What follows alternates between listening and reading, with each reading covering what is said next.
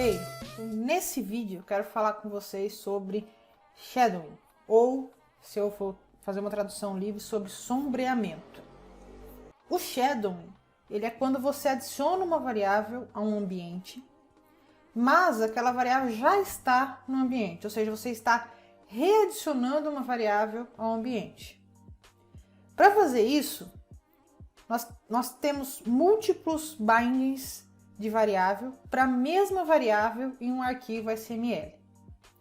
Isso pode parecer um pouco confuso e geralmente não é um bom estilo de programação, embora seja bem comum isso acontecer em algumas linguagens. Mas aprender o shadowing e ver como ele funciona é uma boa maneira de garantir que você realmente entendeu como os ambientes que a gente falou até aqui funcionam.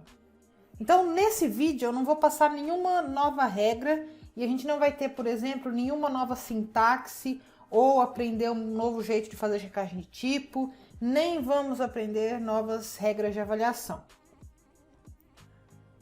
O que nós vamos fazer é só usar a ideia de shadowing para explicar como ambientes e bindings de variáveis funcionam. Sabendo isso, nós vamos ter os fundamentos básicos que a gente precisa para adicionar mais coisas na linguagem, para aprender mais coisas que tem na linguagem ML. Então vamos adicionar um binding de variável aqui no nosso arquivo no Emacs. Eu chamei esse arquivo de shadowing.sml. Lembrando que todos os arquivos com código que eu passo nos vídeos, eu vou deixar na descrição.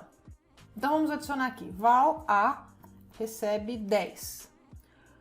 Quando eu faço isso, eu já sei que eu tenho um ambiente estático em que A tem o tipo int e eu tenho um ambiente dinâmico em que A avalia para 10. E agora, se eu continuo e adiciono uma variável b, que vai estar vinculada ao valor a vezes 2, então agora eu tenho um ambiente estático, onde a é o inteiro, b é um inteiro, e eu tenho um ambiente dinâmico, onde A avalia para 10 e B avalia para 20. E agora vai acontecer uma coisa interessante se eu fizer o seguinte binding. Val A recebe 5. E aqui o que eu quero realmente enfatizar para vocês é que o B ainda vai estar vinculado ao valor 20, mesmo depois desse binding em que eu vinculei o A ao valor 5. E se eu adicionar uma outra variável aqui, em que eu tenho uma val C, que recebe B, mesmo sabendo que aqui em cima eu tenho um ambiente estático, deixa eu copiar essa parte de cima, copiar isso aqui.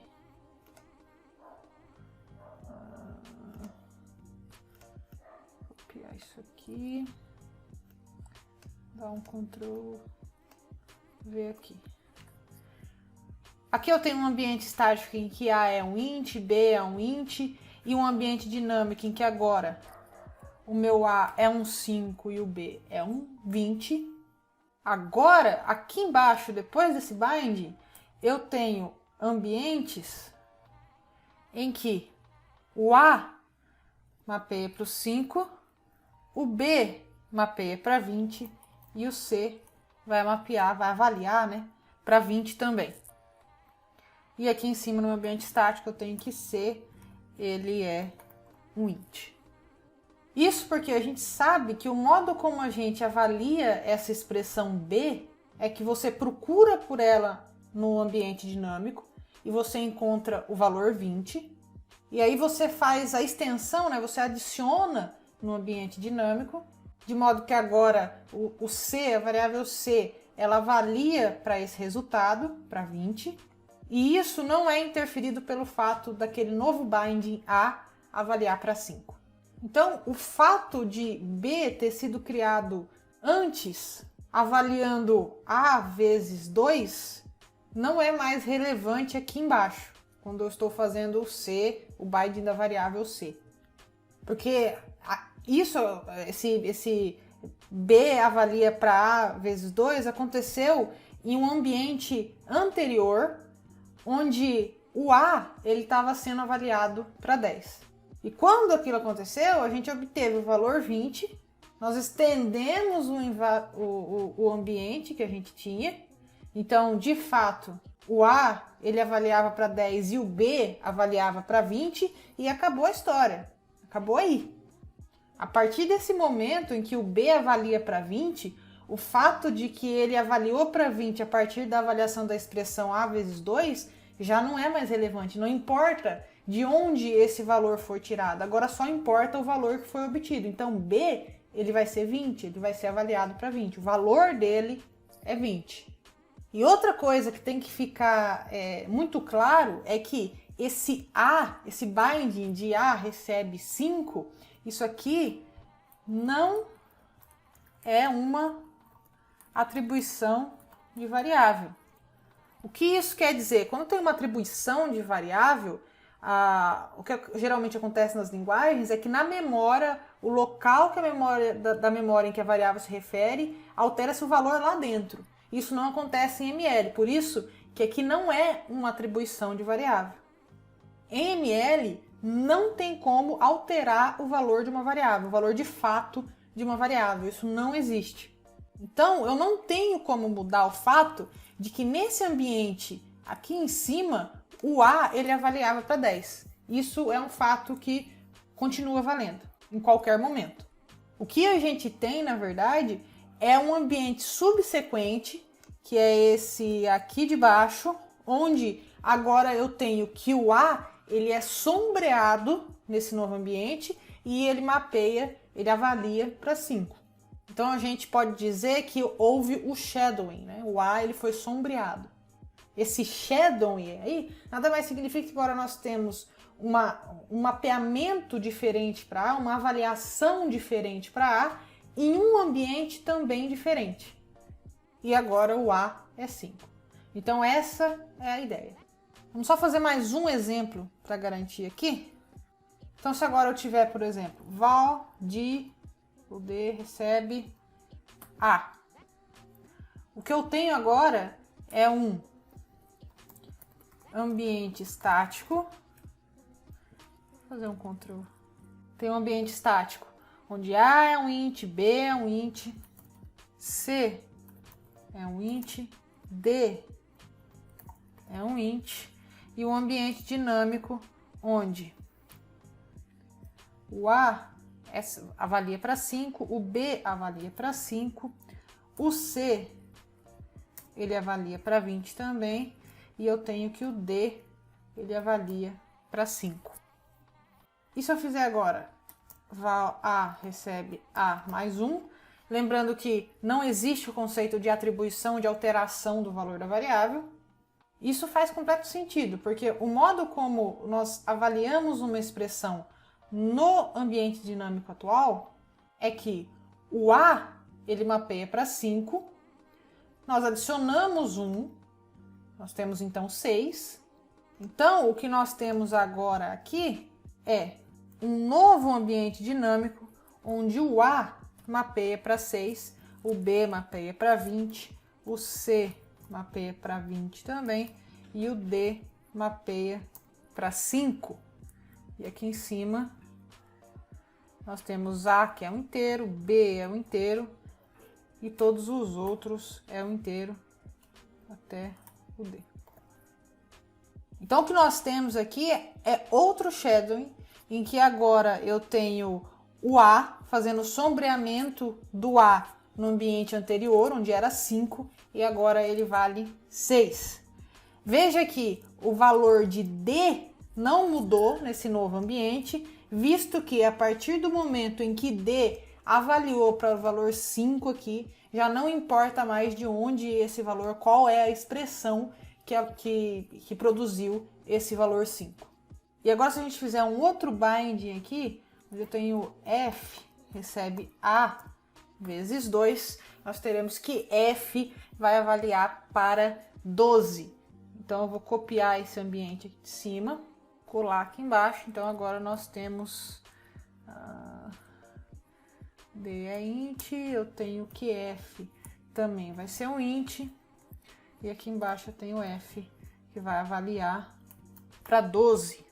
E outra coisa que a gente tem que lembrar também e tomar muito cuidado é que eu não posso fazer uma referência a um binding posterior. Então eu não poderia ter aqui em cima, por exemplo, val g recebe f menos 3, porque o g ainda não está no nosso ambiente, nem no ambiente estático, nem no ambiente dinâmico. Então quando na linha de baixo, aqui nesse binding do f, nesse binding do g aqui, for fazer a avaliação da expressão do lado direito do igual, ele não vai achar essa expressão f nos nossos ambientes e vai dar um erro. Por exemplo, não vai passar na checagem de tipo. E se não passa na checagem de tipo, não vai executar o programa. Então eu vou comentar essa linha para ficar registrado. Eu vou salvar e eu vou executar esse programa usando Ctrl+C, Ctrl+S para ver se tudo foi certo. Então, shadowing.sml.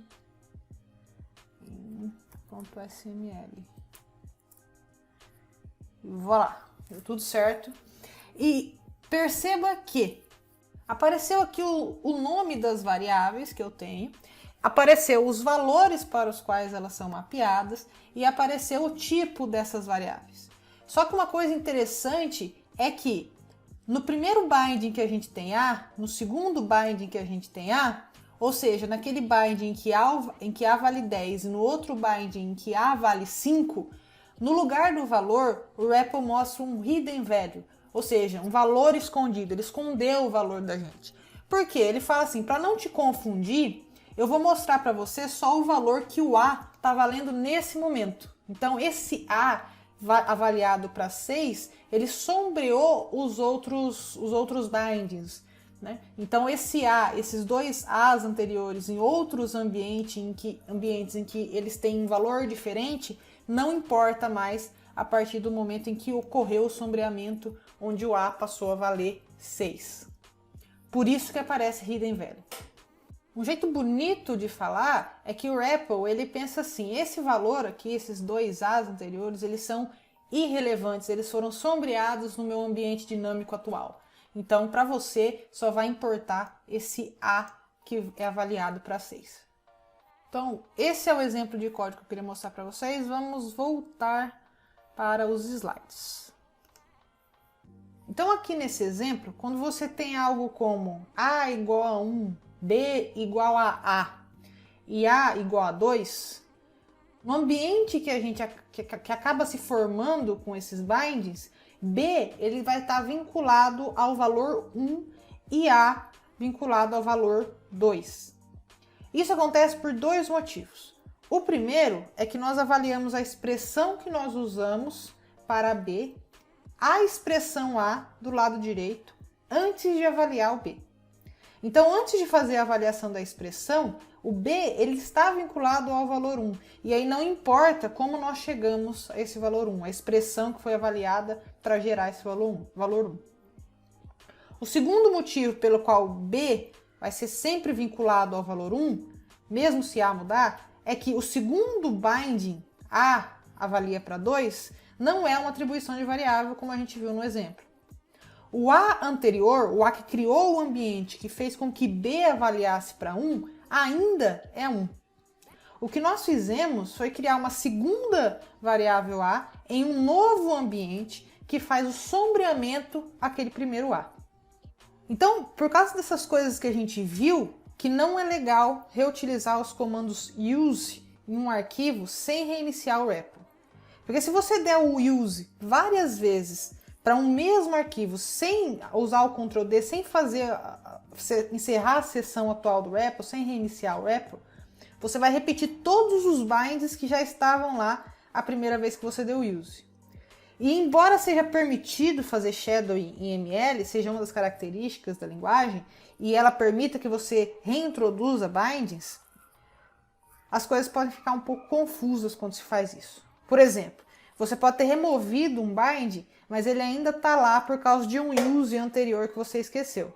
Ou talvez pode acontecer um sombreamento indevido ou que você não esperava que acontecesse e que pode fazer com que o seu código pareça correto quando na verdade ele está errado por causa do modo como o shadowing aconteceu.